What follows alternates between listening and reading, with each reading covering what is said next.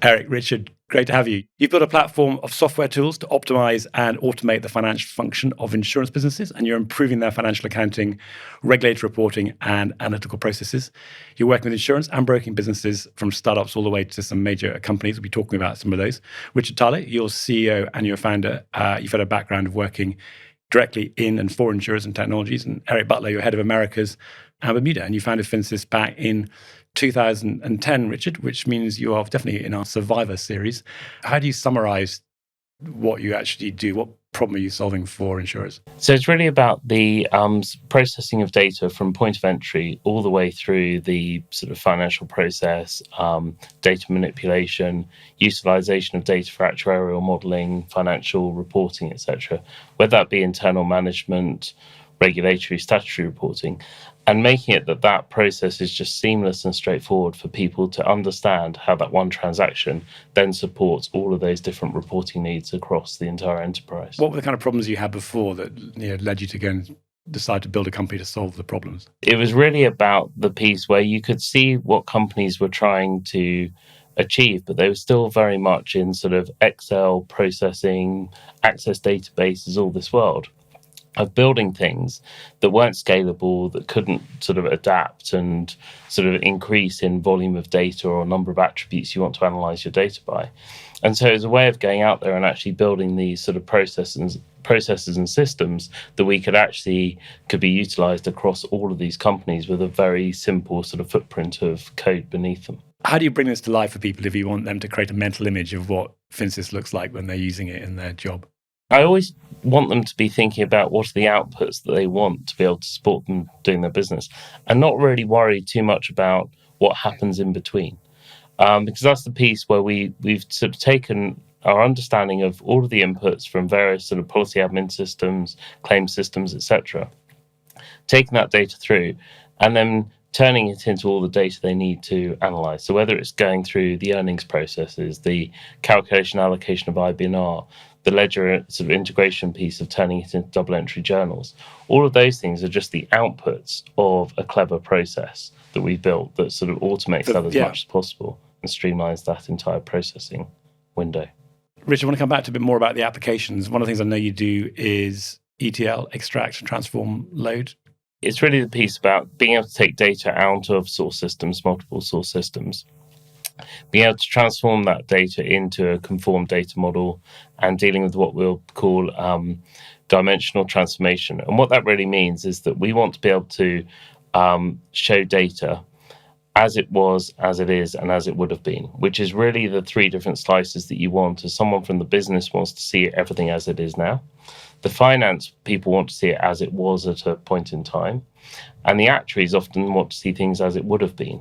So if we'd had that contract recorded at the right time, or this line of business mapping had been in force at that point in time, I want to be able to see things as they would have been if we had all that information that we have now. So sort of perfect hindsight type viewing. And it's really about that whole transformation piece that really makes this key. And then we're loading that data through into the warehouse. And now you have all of that information conformed, even if there are multiple different systems as the sources. So bringing together premium information with claims information, with IBNR, with expenses, you're bringing it all into that same model. So you can see the entire build-up of your P&L result from all sources. It's pretty much all financial data, isn't it? So you don't have the challenge that a lot of insurers have where they just can't even get to the data. It's there. It's just what you're doing is helping bring it together in a way that's a bit more coherent. Yeah, we're bringing, so a lot of the focus is what we do from a finance perspective. So there's a number of sort of attributes and fields you need from a financial reporting perspective. So accounting periods and then class of business, underwriting years, straight years of account, accident years, things like that. But we also then provide for a lot of our customers a lot more breadth than that. So every single transaction by every attribute of policy or claim is held within the system. So it gives a very wide range for management information and analysis. And if anybody else was to go and try and build a competitor to Phinsys, I mean, what's the big barrier to doing that in the way you've described it? I think just knowledge of how you go and do that effectively whilst keeping a financial audit and control on those data sets. So I think a lot of people go off and they build warehouses, and that's very good and very useful for its own thing. But it's then being able to join together the sort of technology that you need for warehousing and all the ideas that you need for doing effective financial reporting, bringing those two things together is very difficult. And the auditing, you said in there. Yeah, and the audit and control. So knowing that you've got full reconciliation, full audit through there, full explanation of how those financial results came together is much more tricky for people to do when they haven't sort of lived and breathed that sort of finance, insurance side of the world. And then just a bit more about the technology platform. We covered a little bit, but again, trying to bring this to life for people. So we've generally made our sourcing of data to bring it through as simple as possible, whether it's through taking data through APIs straight through into our world, landing data from other source systems through database extracts, etc. We find it pretty easy to bring in the data. There's then a chunk of data modeling that you have to go through to map it into a good data model for the insurance companies, but that's really where all of that experience comes in terms of we've worked with tons of different source systems, homegrown plus market-wide type systems. So we have all of the ETL that we've built against those already sitting there. And then we've got data models, which are a very, very good starting point for the majority of our customers. But they can be amended to meet that particular customer's needs. You mentioned Ariel before. You just issued a press release talking about what you're doing. Ariel might be useful to say a few words about that.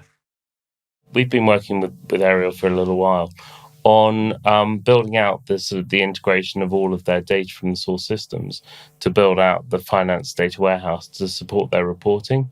Initially, it was also to support their application for a Ariel managing agency after the buyout from Argo. And so they've been able to now go through, create their managing agency and start pulling all of that data through our systems so they can support all their financial reporting. And as they scale as a business, the solution grows with them as they're going through and building that out. So there's a lot of automating, a lot of stuff they were doing previously, but automating that and giving them the ability to grow. And a few other names as well. I saw you got CNA, obviously big US insurance company with operations, some Lloyd's syndicates over in the UK. Atrium I saw on there. Markel, another big US organization with international coverage. Any other companies that you can share? Markel is a much newer sort of company that has joined us. And we're building out their whole London market pieces of systems, plus then the national markets, which is all their sort of European, Canadian, and more UK retail side of things, is dealing with all of those. And then we've got new startup companies, so the likes of Conduit in Bermuda, which is part of that sort of 21 class of reinsurers that started. So we have a mixture of them. I mean, a lot of these companies are sort of on our website as just people that we work with. We've got a lot of case studies. Hamilton is a great example of someone where we started work on the London market. We've then gone to the US business. We've gone to the Bermuda business for them. So you're dealing with companies where they've been able to use the same solution across multiple different geographies, with us putting in enough local stuff in there that it meets all their local requirements, but keeping a standard across the group that means that you have standardized processes and reporting across all sides of the group. Yeah, and I guess that point about starting in London, there's such a low, best known for as a specialty business. Even that has got so much variety in it. It means you've sort of got to get it right across lots of different lines of business, which then presumably was the reason you're able to expand into the US and tackle some other problems. Yeah, we really have a broad spectrum of clients in the US. So building off of what we did for Hamilton, we did something really similar with Ascot. And having the Ascot US business and a Hamilton US business gives us that foothold in the US so that we can go and reference, and we're much more referenceable. But we have mutual insurers. We have a client called Signal Mutual. We have a specialty insurer out on the West Coast, Palomar. It's a relatively new one. We have NFP, which is one of the top 10 brokers in the US. So really spanning, a lot of different areas of insurance. But Eric, you must see this from both sides, and I'm just intrigued how a US company would see a company that came out of the UK.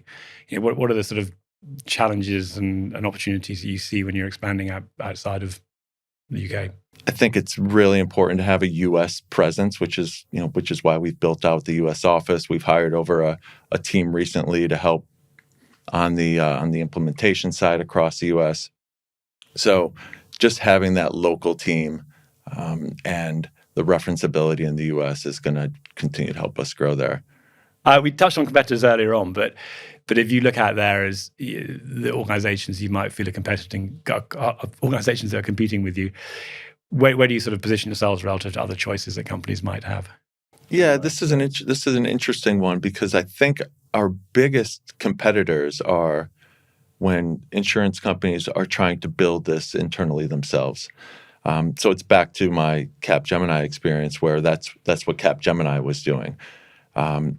So when the companies are, they have the technology, but they're lacking that bit about, how do we get this right from a finance perspective? How do we get it right from an audit perspective?